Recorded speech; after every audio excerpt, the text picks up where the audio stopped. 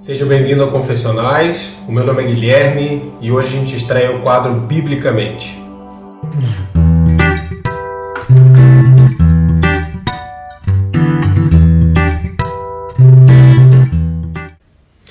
Nesse quadro, a nossa intenção é trazer temas atuais, abordar temas atuais, importantes para as pessoas individualmente, importantes para você, e tratar esses temas a partir de uma perspectiva bíblica.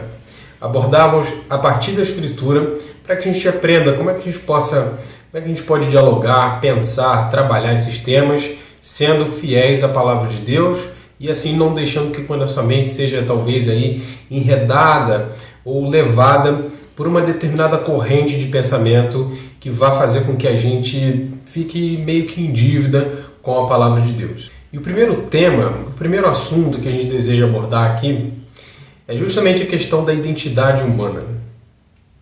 Você já reparou que existem pessoas que têm sérias dificuldades com a solidão ou a solitude?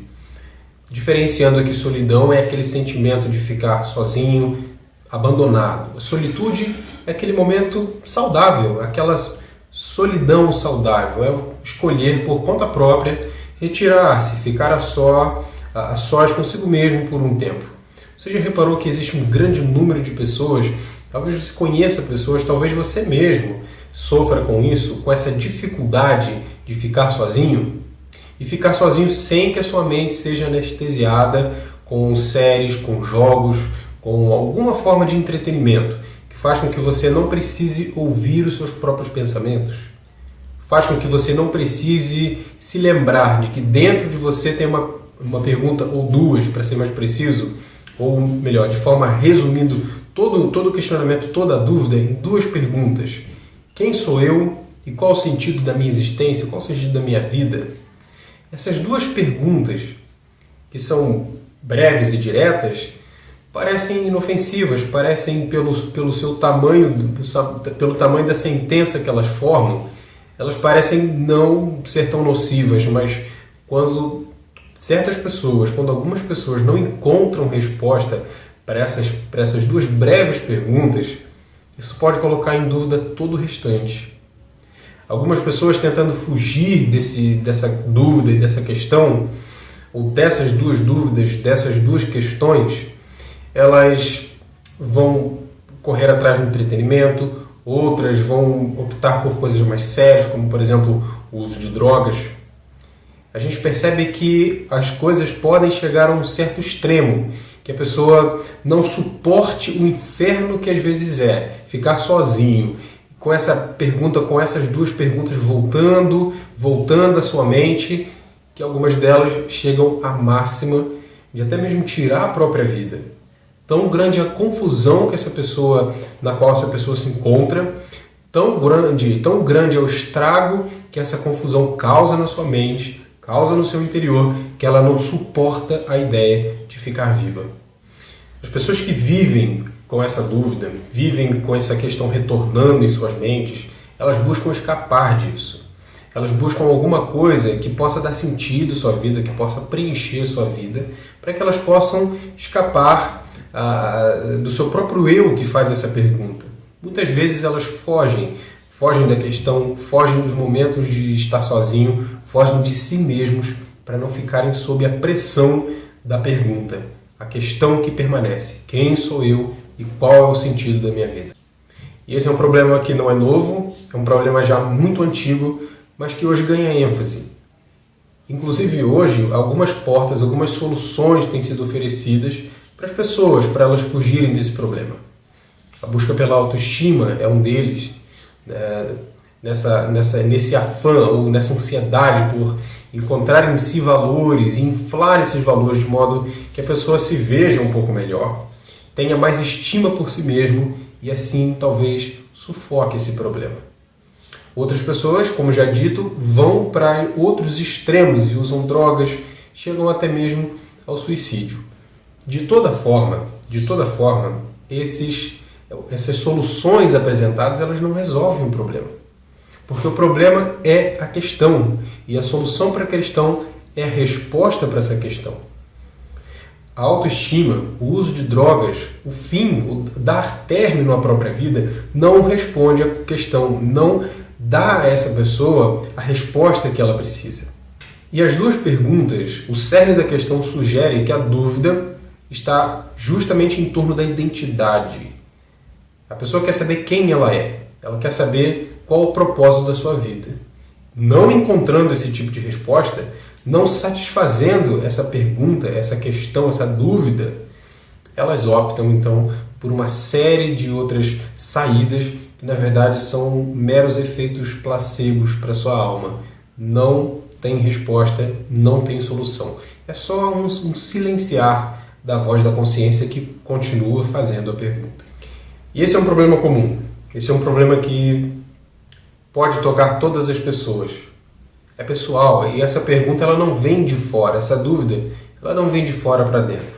Essas duas questões elas estão no interior das pessoas e elas se manifestam justamente naquele momento de silêncio, quando não tem ninguém por perto. Agora, não é de se surpreender que as pessoas façam esse tipo de pergunta. Não é de se surpreender que haja essa dúvida no coração do homem. A triste realidade é que esse é um problema que é visto do lado de fora e também do lado de dentro da igreja. Isso é uma contradição em termos. O cristão confesso, aquele crente que acredita que a Escritura é a palavra de Deus, que a Bíblia é a palavra de Deus, ele deveria saber precisamente quem ele é. Ele deveria saber precisamente de onde ele veio, ou seja, qual a sua origem, qual é o seu destino, e ele também deveria ter certeza absoluta de que entre a sua origem e o seu destino, ele não caminha só. Ele não está sozinho. Mas, infelizmente, esse é um problema que atinge também a muitos cristãos. Muitos cristãos sofrem com o problema da crise existencial. Não só existem cristãos que sofrem com o problema da crise existencial, como também muitos deles procuram as mesmas saídas que o incrédulo procura. Muitos deles vão buscar autoestima, muitos deles vão usar drogas, muitos deles vão preencher a sua mente, o vazio de estar sozinho, com entretenimento e diversas outras coisas. Fica a pergunta, por que o cristão busca os meios que o mundo oferece? Ou antes dessa pergunta deveria vir outra, por que o crente sofre com a crise existencial? E eu creio que essas duas perguntas se respondem com uma só resposta. O crente que sofre com a crise existencial e que busca soluções para sua crise em outros lugares, na autoestima, no uso de drogas, no preenchimento do vazio com entretenimento, ele não lê sua Bíblia e não crê na sua Bíblia do jeito que deveria. Há inúmeros perigos à espera do crente que tem esse mau comportamento. O crente que não tem o hábito de ler a sua Bíblia com regularidade, crendo que ela é a palavra de Deus, infalível, inerrante, verdadeira, inspirada por ele e por isso autoritativa. Além de estar exposto à crise existencial, há uma série de outros perigos que ele acaba correndo quando não tem esse hábito. Por não conhecer a palavra de Deus, por não saber usar bem a palavra de Deus, um crente pode muito bem, além de sofrer com a crise existencial, acabar coadunando ou concordando com diversas questões, diversas pautas que vão contra a vontade de Deus. Um crente nessas condições ele não sabe responder adequadamente para a questão da homossexualidade, do aborto, eutanásia, divórcio, escravidão, racismo, uma série de coisas. O próprio valor da vida. Um cristão que não tem o hábito de ler sua Bíblia não sabe responder essas questões. Quando a Bíblia fala alguma coisa sobre esses assuntos, esse cristão duvida se ele deveria de fato levar aquilo ali a sério. Isso é muito perigoso porque essa dúvida passa daí para questões fundamentais da sua fé. Cedo ou tarde ele vai se encontrar questionando se Jesus de fato é Deus. Ele vai se encontrar questionando se o pecado é assim tão radical, se existe um inferno, se Deus está de fato irado para com a humanidade incrédula, como a Escritura diz. Alguns passos depois não sobra nada da sua fé verdadeira. Alguns passos depois, esse cristão vai se encontrar numa situação de não acreditar em nenhuma página, nenhuma letra, nenhuma palavra da Escritura. Daí o Evangelho para ele não faz sentido.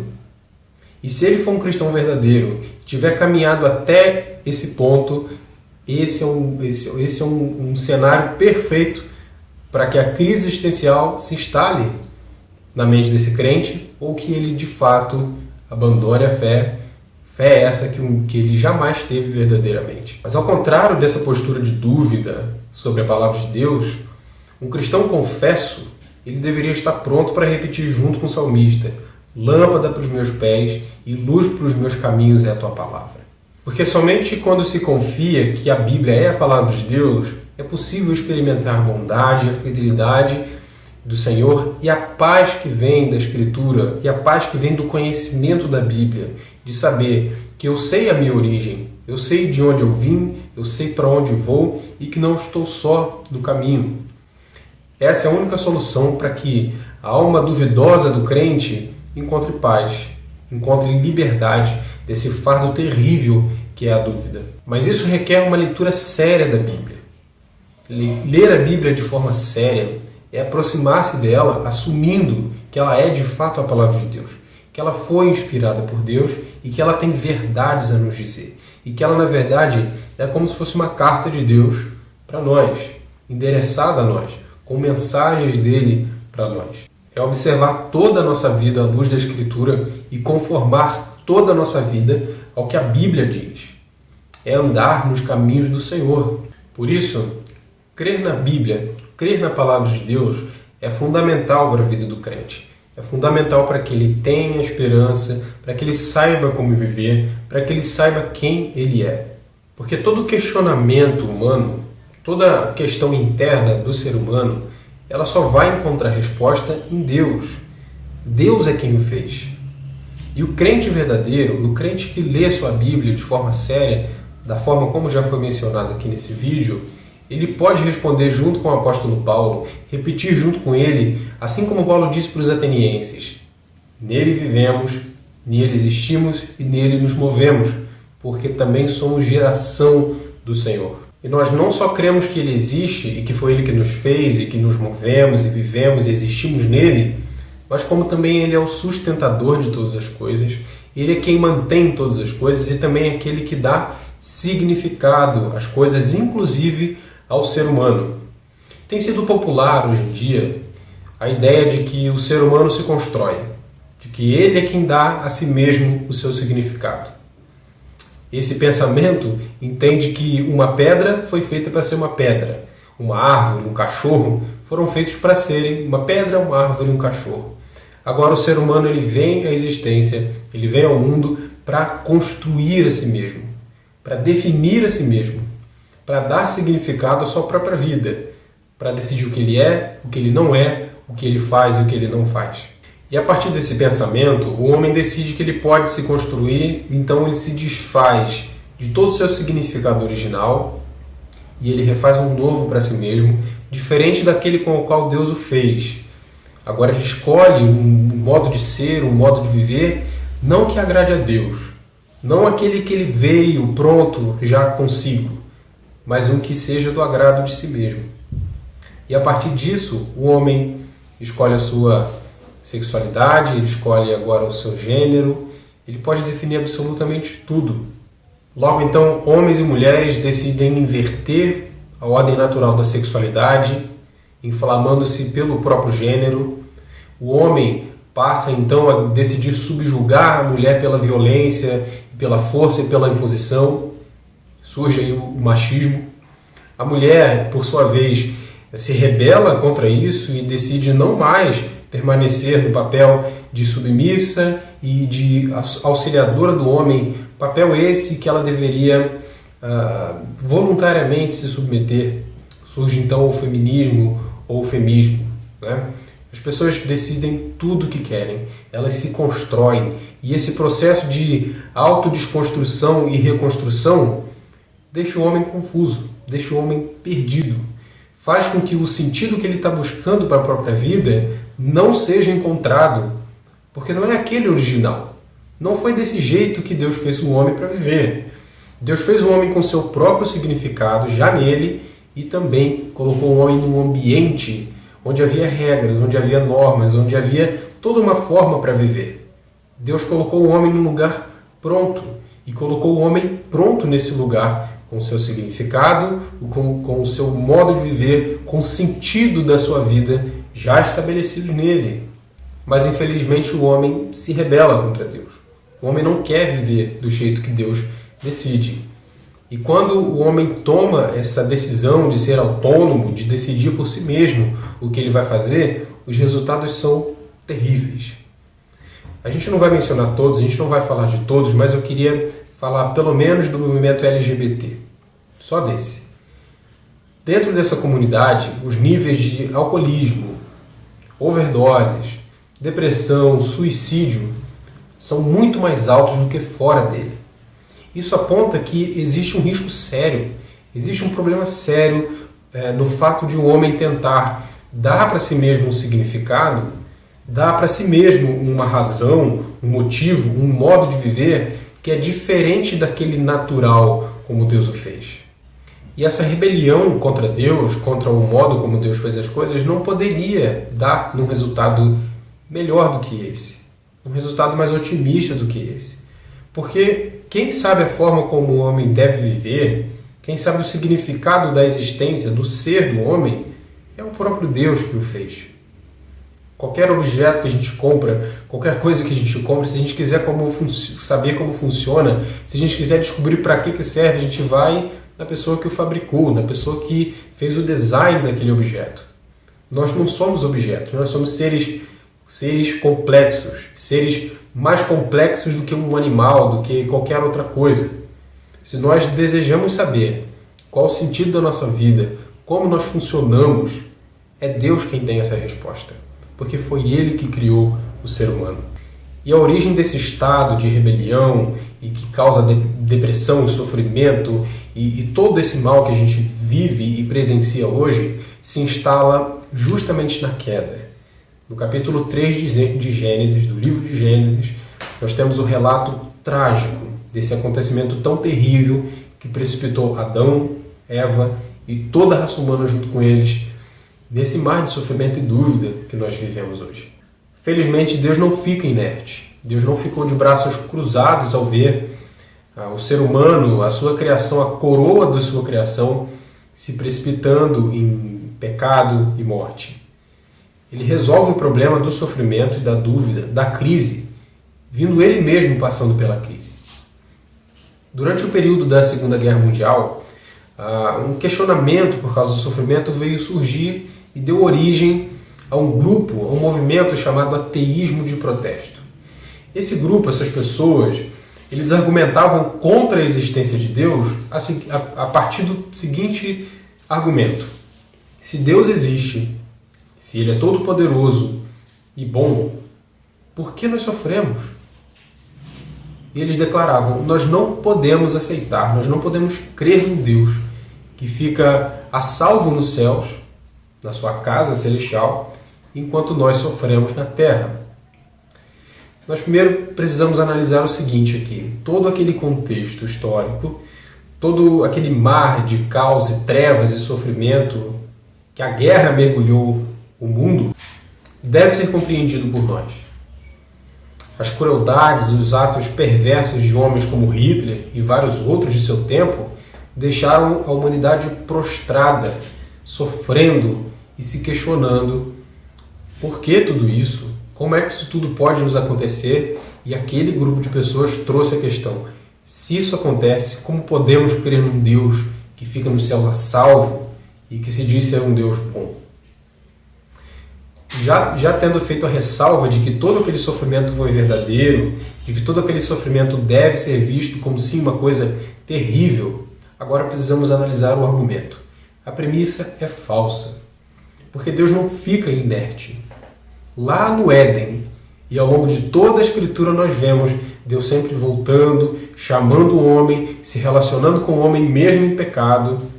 Deus vem alertando o homem, e Ele anuncia lá no Éden a primeira pregação do Evangelho feita pelo próprio Deus.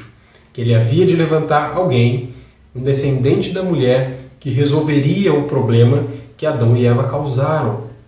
Aquele que viria e pisaria a cabeça da serpente, esmagando, matando a serpente, destruindo todo o seu poder e todo o seu efeito, toda a sua obra, todo o problema instalado no mundo, o problema do pecado e da morte.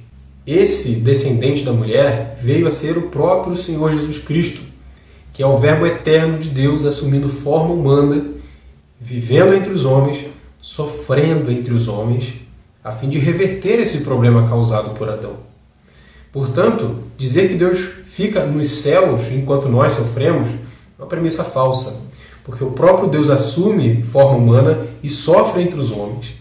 Ele é novamente traído, novamente rejeitado, novamente humilhado, desprezado pelo homem, e vem então a ser acusado falsamente, ser açoitado, ser espancado e crucificado da forma mais vil e cruel disponível na época, que era a crucificação romana. Ele foi crucificado e morto fora da sua cidade. Pelo seu próprio povo ele foi rejeitado e entregue à morte. E tudo isso para que ele pudesse devolver para o homem o significado original, aquele com o qual o homem foi feito. Ele veio para desfazer o embaraço, ele veio para resolver o problema da crise existencial. Agora o homem que fugia, e na verdade continua a fugir de Deus, tentando construir para si mesmo um significado, pode encontrar no Senhor Jesus Cristo uma saída para voltar a ter aquele significado original. Para viver plenamente num relacionamento perfeito com Deus, num relacionamento de paz e não de guerra. Esse relacionamento de paz com Deus e não de guerra só pode ser encontrado na pessoa do Senhor Jesus Cristo, que veio para restaurar o significado da vida humana. E ao longo desse estudo, ao longo dessa série que a gente começa hoje, nós pretendemos então olhar para o livro de Gênesis, para a narrativa da criação do homem e buscar ali qual é o significado do homem, qual é a razão da sua vida, para que ele existe, para que ele foi criado e como ele deveria viver no mundo que Deus o criou. Eu convido você para acompanhar essa série junto com a gente. Se você ainda não é inscrito aqui no nosso canal, se inscreva, curta se você gostar do vídeo, compartilha com alguém, vê se alguém tem interesse, pensa naquele seu amigo que talvez pode ser edificado, pode ser ajudado com esse material e chama ele para assistir com você.